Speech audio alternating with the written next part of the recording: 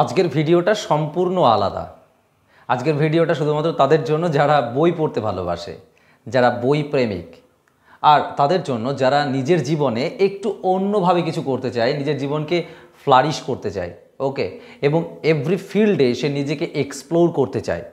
So সেই বইটা যার নাম রিওয়ার্ক।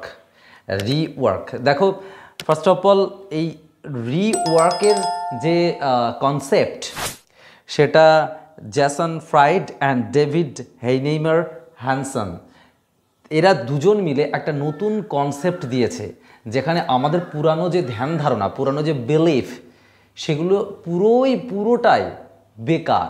ওকে, পুরোটা বেকার। আমি তোমাদের এই সূচিপত্রটা যদি একটুখানি আলোচনা করি তাহলে বুঝতে পারবে। দেখো, প্রথমেই আছে learning from mistake is overrated. আমরা সচরাচর বলতে শুনি, দেখো ভুল থেকে শেখো, ভুল করো, ভুল না করলে শিখবে কী করে। এমনকি থমাস আলভা এডিসন, তার উদাহরণ দিই যে এতবার ভুল করেছে, ভুল করে করে শিখেছে। এখানে কিন্তু সেটা বলা হয়নি। তুমি যদি ভুলই করে যাও, ভুলের পর ভুল করে যাও, সেখানে তোমার ডিপ্রেশন আসবে, তুমি কোনোদিন কনফিডেন্স পাবে না ভালো করে কোনো কিছু করার। তো এমনভাবে করো যেন ঠিক হয় কাজটা।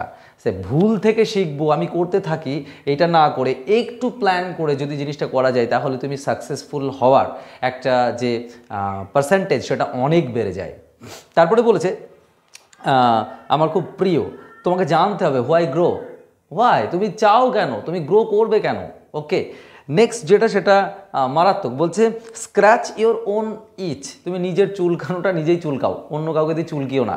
এখানে একটা দারুণ কথা আছে, মানে আমরা সচরাচর কী করি, একে ওকে দিয়ে কাজটা চালানোর চেষ্টা করি, কিন্তু না, তুমি নিজের কাজটাকে করো। কারণ তুমি একমাত্র ব্যক্তি যে নিজের কাজটার ভালো বা মন্দ সবটা বোঝো। অনেক চ্যাপ্টার্স রয়েছে, আমি কিছু কিছু জায়গা বলছি। You need less than you think, মানে আমরা সারাদিন যে বাড়িতে ভাবি, এই ভাবনার তো শেষ নেই, প্রচুর ভাবনা আমাদের, মানে ভাবনার কোনো শেষ নেই।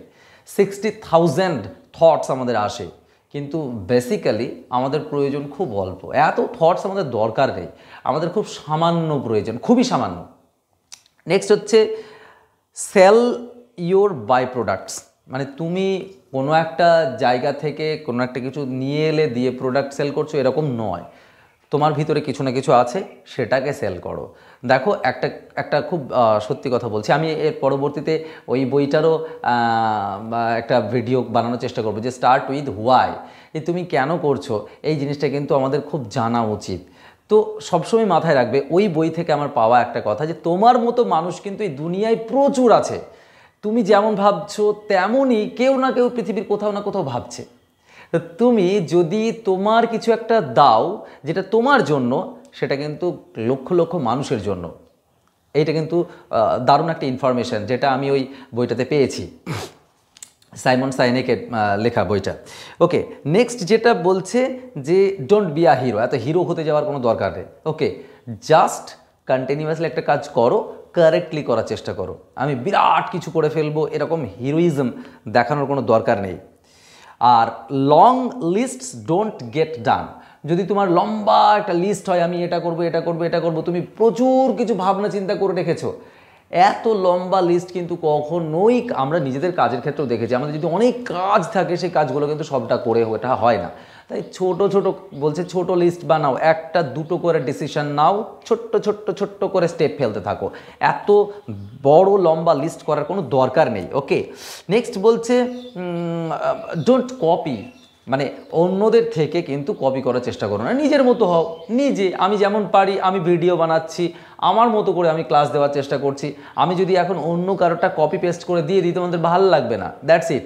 So don't copy from others, মানে তুমি যদি তোমার জীবনে বড় কিছু করতে চাও, তো তোমার নিজের একটা অডিয়েন্স বানাতে হবে। আমি একটু আগেই বলছিলাম যে আমাদের মতো বিলিফ, সেটা কিন্তু বহুজনের রয়েছে, তাই তোমার অডিয়েন্স তোমাকে তৈরি করতে হবে। তার জন্য তোমার কিন্তু একটুখানি নলেজ প্রয়োজন। গো বিহাইন্ড দ্য সিন, মানে আমরা একটা কোম্পানি যখন চলে, একটা বড় কিছু চলে, আমরা জানি না তার পিছনে আলটিমেটলি কী হচ্ছে, তার অ্যাকচুয়াল রিয়েলিটিটা আমরা কিন্তু বুঝতে পারি না। কিন্তু মানুষজন না এই রিয়েলিটিটা ভালোবাসে, মানুষজন এইটাকে পছন্দ করে, যে আসল কি হচ্ছে।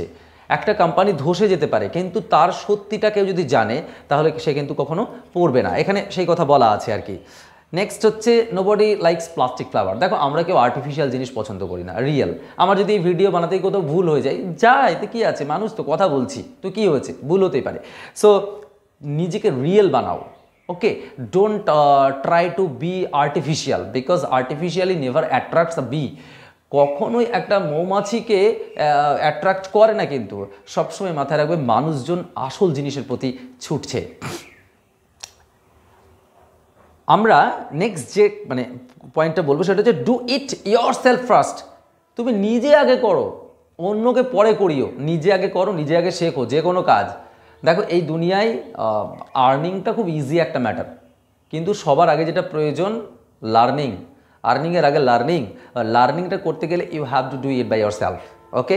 You should remember that if you don't know how to do it, তাহলে মানুষ তোমার কাছে আসবে কেন? Why? If you are a doctor, okay, you can build a nursing home. If you are a teacher, okay, you can run a coaching center, no problem. But you have to be there, you have to get involved there. If you are not involved, it will not be possible to you to run a center or a nursing home. That's it.